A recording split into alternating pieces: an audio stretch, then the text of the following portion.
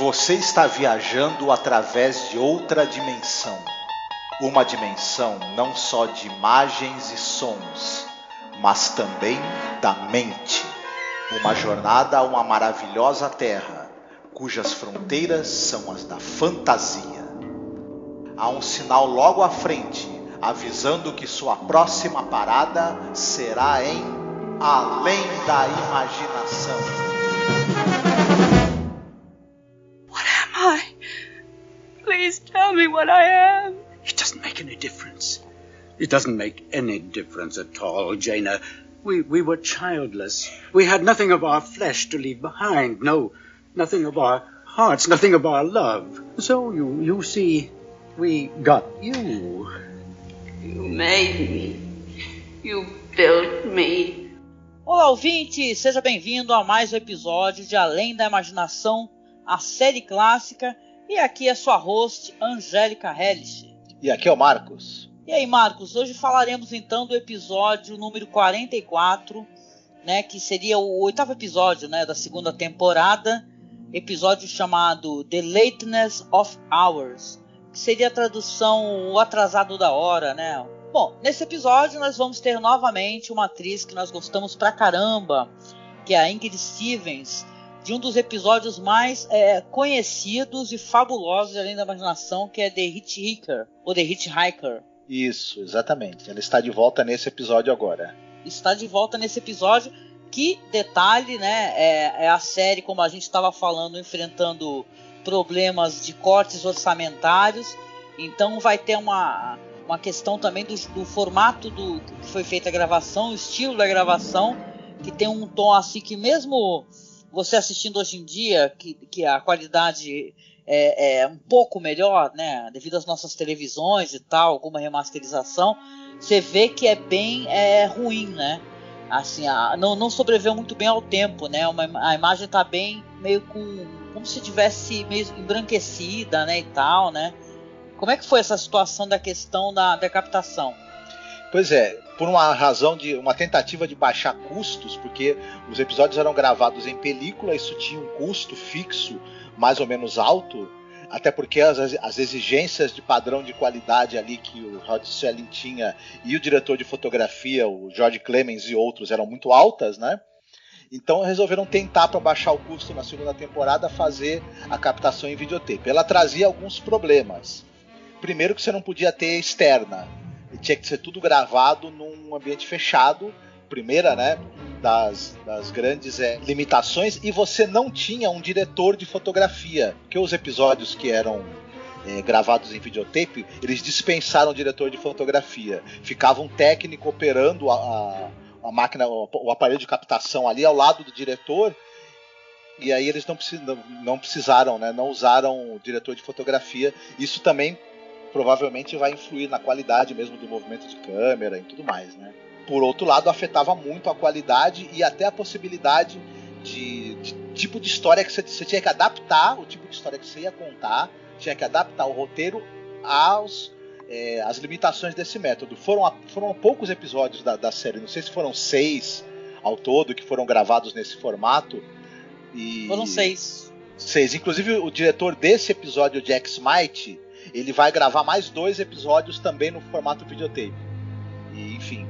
Pois é, então, mas você vê que realmente passagem do tempo não fez bem ao episódio, né? Não, desculpa, eu esqueci só de citar que eu não tenho conhecimento técnico, mas pelo jeito, até a própria remasterização posterior se torna mais difícil, né? Porque você tem os outros remasterizados e esse não, né? Por exemplo. Não, eu acho que isso inclusive trouxe algumas limitações, até para a própria movimentação de câmera, né? Até porque é um espaço menor, né? Apesar que a gente já teve episódios, por exemplo, como aquele lá do homem, um homem no quarto lá de $4, que é um ambiente fechado, tudo acontece naquele quarto, mas a movimentação de câmera e tal acaba deixando muito mais dinâmico, né? Esse episódio, por algum motivo, eu acho que ele falha em vários sentidos, assim, apesar de não ser um episódio ruim, você entende?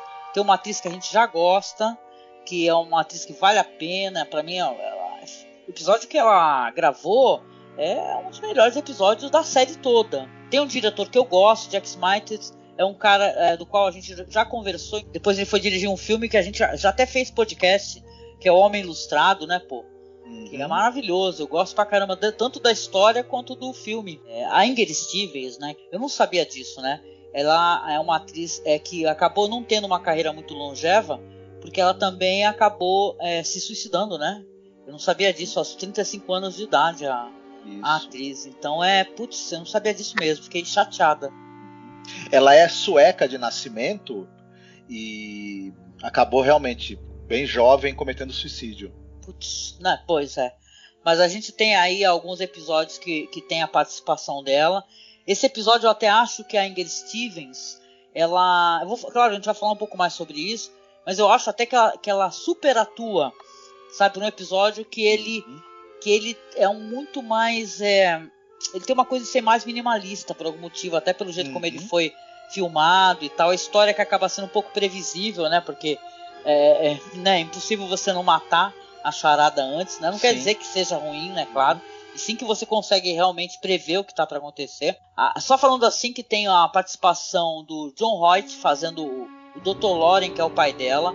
O John Hoyt, esse ator aí, ele participou no episódio que também é da segunda temporada, aquele que tu já até comentou, como é que é? Os marcianos reais levantem-se, por favor, levantem-se, né? Exatamente. É famoso esse episódio. Sim, ele é um cara, assim, figura fácil da televisão americana, esteve nos teatros filmados, ele teve também vários episódios de séries que passaram no Brasil, como, por exemplo, Guerra, Sombra e Água Fresca, né?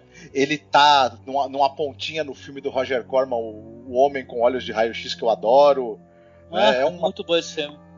É um cara de longa, assim, carreira na televisão, e um excelente ator e que tinha um rosto muito interessante.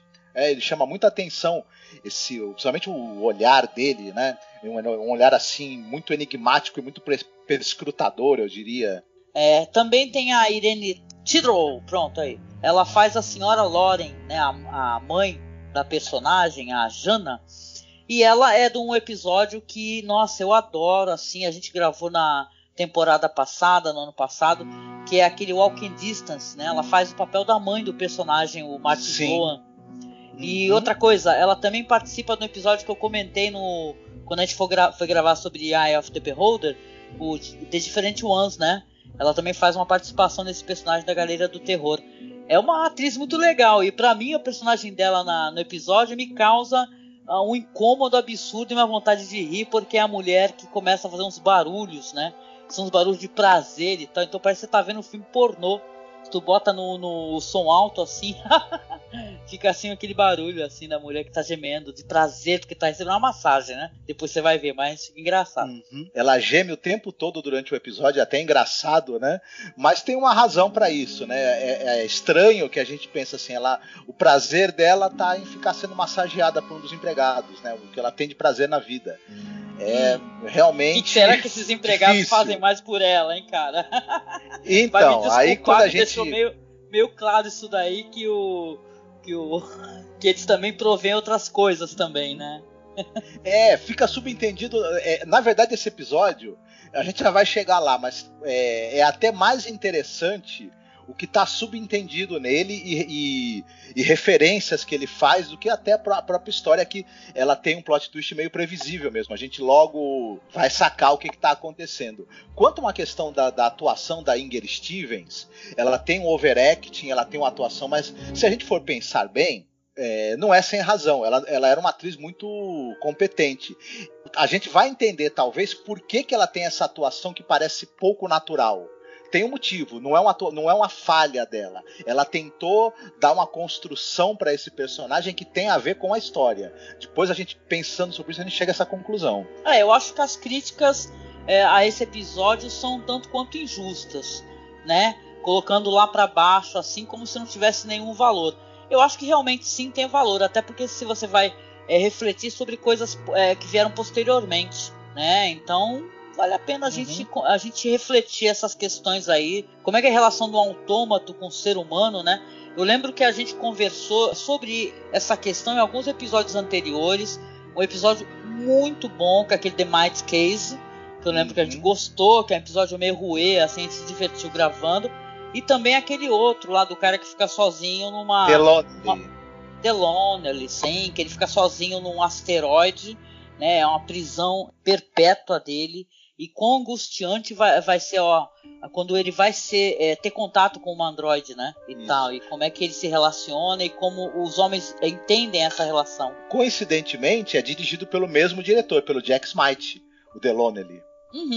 Verdade. Nossa, eu gosto pra caramba do The Lonely. Foi um dos primeiros podcasts que a gente gravou. Eu lembro, assim, que a gente começou meio... assim, sem ordem, né, de maneira aleatória. Fizemos todos os episódios da primeira temporada, mas a gente fez o que a gente queria. A gente assistia episódio X e tal e mandava ver. Agora a gente tá fazendo tudo na ordem certinha. E isso é bom, cara.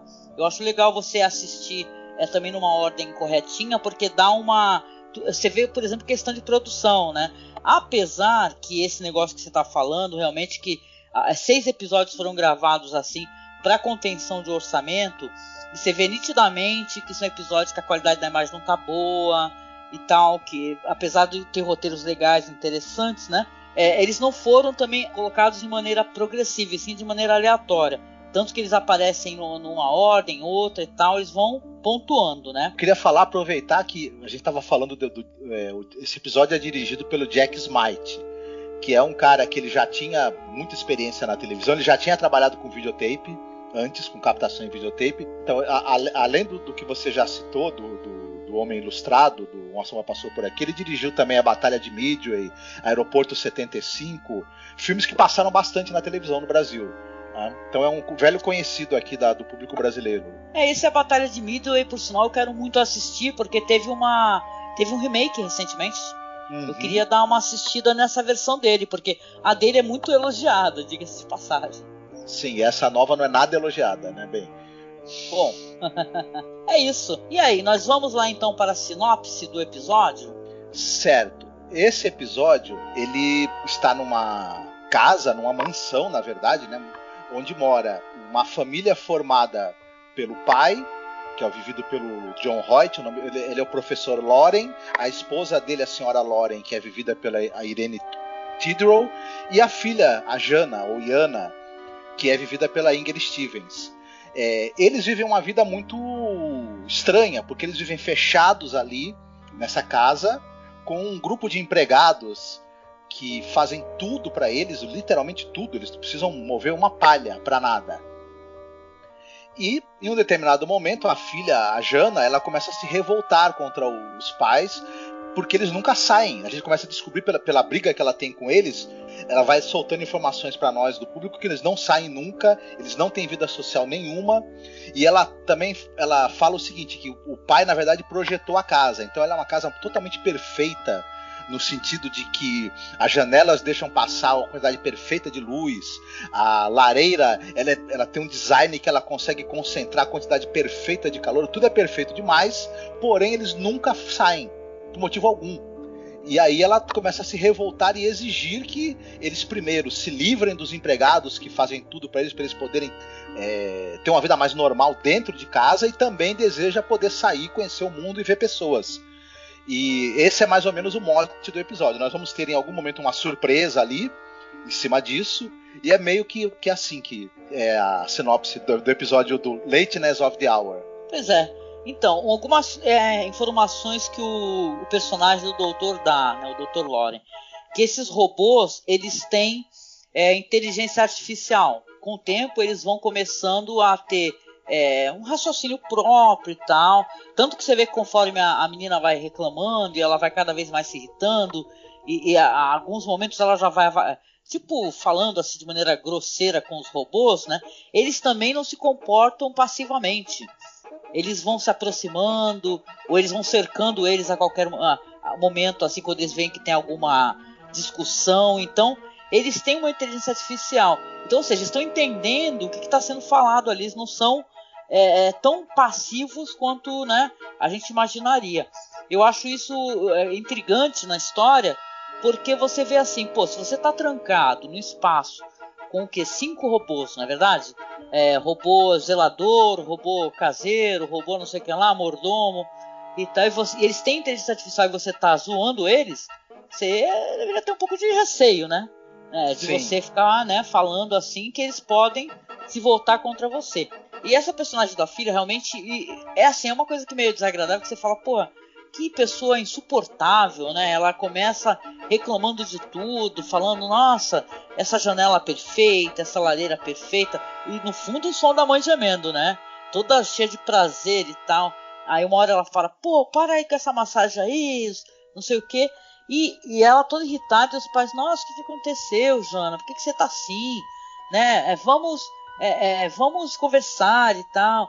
E ela dá a entender, inclusive, que ela tá com uma certa aflição. Ela quer ter sei lá, conhecer pessoas, conhecer o mundo, quer se relacionar com homens e tal. Mas de qualquer maneira, essa personagem dela, você vê que ela tá de saco cheio, né? Porque imagina você ter todo dia a perfeição. O robô vai falar a mesma coisa pro pai, o pai vai responder do mesmo jeito. Ela fica até repetindo, né? Você vê que os lábios dela estão se movendo.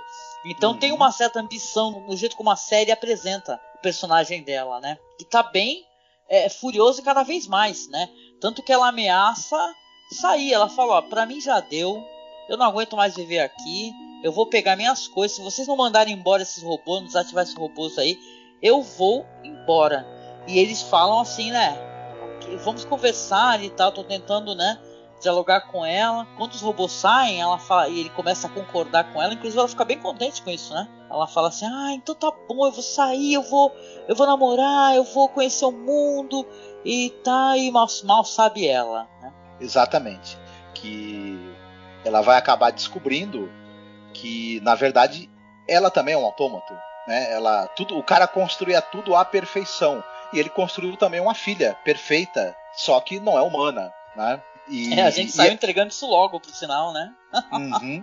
Esse na verdade é o centro a gente descobre que o centro da história é essa. Na verdade, tem uma coisa que ela fala muito interessante pra ele, que ela começa a reclamar, né? Que quando eles nunca saem, que eles vivem presos ali dentro, e ele fala, pô, mas você tá segura aqui, você tá segura, você tá longe das guerras, do preconceito, dos males todos do século XX. Ele até fala isso pra ela.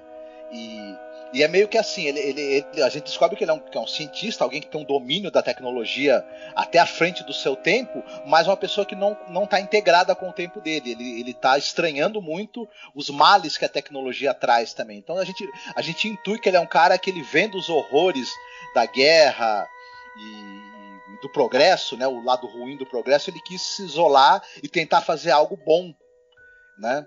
E só que essa androide que tem inteligência artificial, ela começa a ter desejos próprios. E aí é uma coisa engraçada, que é o que eu discordo de algumas pessoas que criticam a atuação da Inger Stevens. Ela parece que ela tá fazendo força para transmitir emoções, porque ela é uma máquina tentando imitar emoções humanas, na verdade. Quando a gente se toca que ela é um robô, toda a atuação que ela tem começa a fazer sentido. É muito pontual isso daí. Ela tem às vezes ela tem uns gestos meio parados, meio mecânicos, esperando muito tempo a reação dos outros. Depois ela tem uma reação exagerada em determinado momento. Isso está muito claro de ser um androide tentando reproduzir do jeito dele emoções e reações humanas. Então isso é muito interessante, assim, na verdade, como ela retratou isso. Tá mimetizando, né? As reações, né? Agora é curioso assim, se esse homem, ele não explica muito bem essa questão, até porque é um episódio antigo e tal, e isso daí foi muito mais bem abordado e até em trabalhos posteriores, inclusive pelo Philip K. Dick, né? Que inspirou Blade Runner, diga-se de passagem. Mas assim, ele não fala exatamente de inteligência artificial, mas ele fala que eles vão adquirindo características com o tempo. Então essas características que ela tem, inclusive de ser marrenta e tal, eu fico na dúvida se são características que ela foi adquirindo ou se foram características que já estavam colocadas nela, assim, enquanto um ser autômato, que vão se apresentar, né? Que eles não queriam ter talvez uma filha excessivamente passiva e tal. No caso, como ela faz uma personagem uma mulher até mais velha, que está há muitos anos, né, trancada ali com os pais.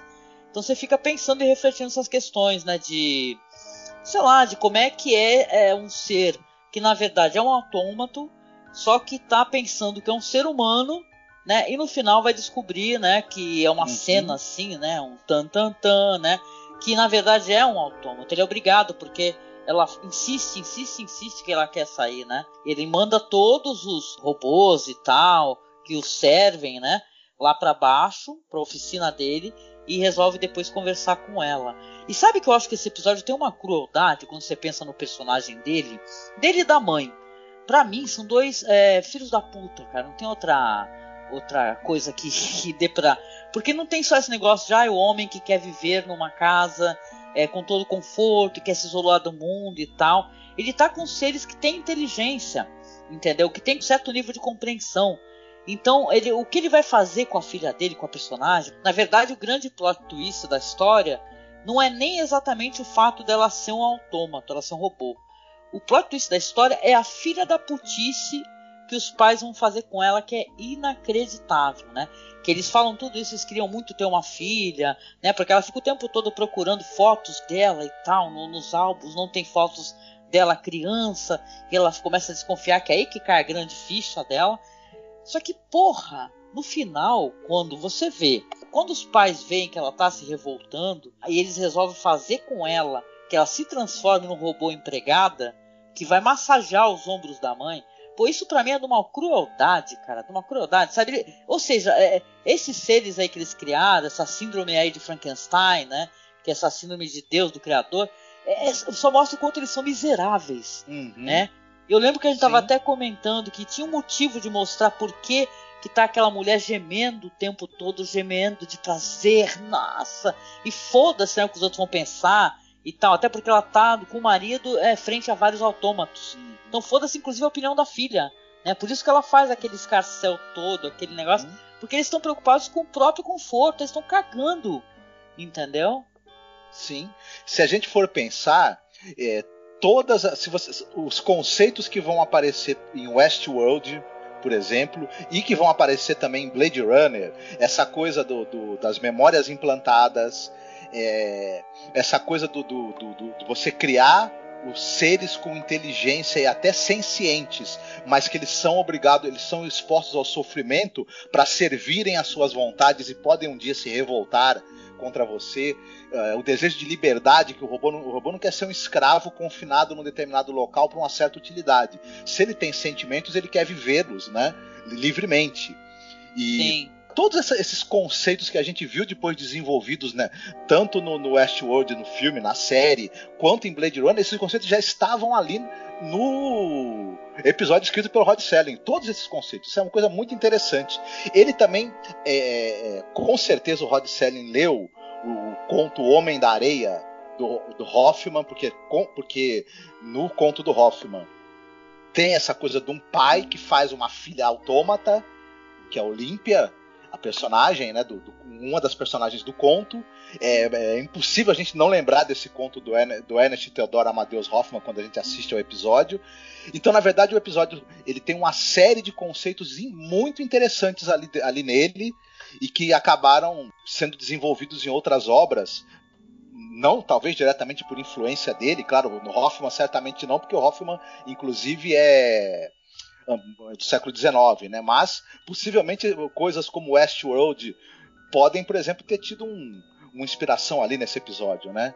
Sim, concordo muito com você. Realmente, você vê numa série feita para TV esse conceito instigante sobre autômato, o que é humano, como é que o humano enxerga o autômato como um ser para ser usado, né? Mas isso para mim é bem legal como o Serling trouxe essa questão. Independente da questão de orçamentária que começa a reduzir, porque se você assiste Nick of Time e logo em seguida já assiste esse episódio, você vê nitidamente, né, que existe uma diferença ali. Mas mesmo assim, acho que o pessoal conseguiu tirar leite de pedra, Marcos. Sim, com certeza. Isso. Pois é. E aí, a gente chega naquela parte do podcast aonde a gente recomenda filmes, séries, livros, quadrinhos, sei lá. E aí, você tem alguma coisa para recomendar, querido? Eu citei aí o filme Westworld e o filme Blade Runner. Eu não vou dar esses dois como recomendação, porque são coisas que muita gente já assistiu, né? A série tá aí com temporada nova, o Blade Runner é um filme muito visto, né? Sobretudo por gente que tem interesse em cultura pop, enfim. Mas eu vou dar a sugestão do livro No Brasil saiu o Castelo Mal Assombrado, é uma coletânea de alguns contos do Hoffman. Entre eles está o conto O Homem da Areia, em que você tem essa referência ao cientista que faz uma filha mecânica, uma filha autômata. Muito interessante, vale muito a pena ler. Foi publicado pelo Círculo do Livro, mas deve ter outras edições. E o livro também que deu origem ao filme Blade Runner, que é Os Androides Sonham com Ovelhas Elétricas. Um livro muito interessante, onde muitas dessas temáticas aí relacionadas com seres artificiais desenvolvendo sentimentos e inteligência e raciocínio e a revolta deles contra os seus criadores e etc. Né? E também é um mundo do futuro muito curioso, né? que vale a pena a gente observar a maneira como o Philip K. Dick imaginava esse futuro, que é um futuro bem sombrio, na verdade. Muito bom. Poxa, eu vou ter que recomendar vocês assistirem, caso vocês não tenham assistido, o episódio que ela faz, né, na própria série Além da Imaginação, que é o The Hitchhiker, gente, que eu acho uma obra-prima, trabalho feito para televisão, a atuação dela no tom certo, no episódio que eles conseguem realmente poder mostrar a atriz que ela é, porque você fica pensando assim que nesse episódio, pelo menos eu tive essa impressão, que a Ingrid Steven tá ótima, entendeu? Mas eu fiquei com a impressão, Marcos, que ela tá um tom acima. Sim, eu concordo contigo, os motivos pelos quais ela tá atuando dessa maneira. Mas no The Hitchhiker eu acho que tá maravilhoso, cara. É da temporada passada. Ela tem um filme com ela, por exemplo, que eu gosto muito, que é A Marca da Forca, que é ela e o Clint Eastwood. Poxa, então não deixe de assistir esse episódio, que é o The Hitchhiker, o Caroneiro, tá? Que é o episódio 6, dirigido pelo Alvin Genzer, tá? E é muito, muito, muito legal, que é baseado no conto da Lucille Fletcher, tá? Então fica a minha recomendação, a gente prestigiar o trabalho dessa atriz, sabe? Porque, cara, ela é maravilhosa e, poxa, merece muito, muito ser uma das atrizes top mesmo de Além da Imaginação, né? Junto com Ida Lupino, maravilhosa, que também dirigiu um episódio, né? Então, sim, é um salve, né, ao Hail Inger Stevens. E a gente está brincando, claro, de poder escolher musiquinhas no final, que elas só tocam lá no nosso podcast, porque o YouTube não deixa, a gente dá flag e ainda se vacilar derruba o vídeo, né? Então você escute a música lá no nosso site, tá? Que é masmorracine.com.br. Você acessa o áudio do podcast, que lá no MP3 tem a música final certinha. E dessa vez a escolha da música é do Marcos. E aí, Marcos, o que você escolhe? Eu vou escolher, já que a gente falou de Blade Runner, citou o tema de encerramento, The End Title, que eu acho sensacional essa música. Da primeira vez que eu assisti o filme, eu fiquei baratinado com essa música. Eu comprei o disco da trilha sonora por causa dela, inclusive. E enfim. É lindo, é do Vangelis, né? É do Vangelis. Muito bom, muito bom. Lindo, gente, maravilhoso. Então, chegando ao final do podcast, agradeço você estar aqui nos acompanhando na nossa maratona de Além da Imaginação. Convido, claro, você a acessar o nosso site, como eu falei, é masmorracine.com.br, a nossa página no Facebook, dá aquela curtida na nossa página, para também dar um up no nosso trabalho, que a gente está fazendo com muito carinho, assim, para todo mundo que é fã da série clássica, tá aqui, @masmorracine. Tem o nosso grupo também, que é Fãs de Além da Imaginação. Basta você solicitar a entrada lá, que a gente autoriza, interagir com a gente, publicar fotos, vídeos, curiosidades. E também, claro, se você puder nos apoiar, não deixe de nos apoiar no Padrim ou no Colabora Aí. Os links estão na publicação, com qualquer valor, para que a gente possa manter o nosso trabalho aqui na internet para vocês. E também tem o nosso perfil no Instagram, tá? Que é @masmorracine também. E no Twitter, que é @masmorra_cast. Então nós vamos terminar aqui com a belíssima música, que é uma música final de Blade Runner, tocada pelo Vangelis. Só posso dizer o seguinte nesse final: todos esses momentos se perderão no tempo, como lágrimas na chuva. Um abraço e até o próximo podcast. Fiquem bem.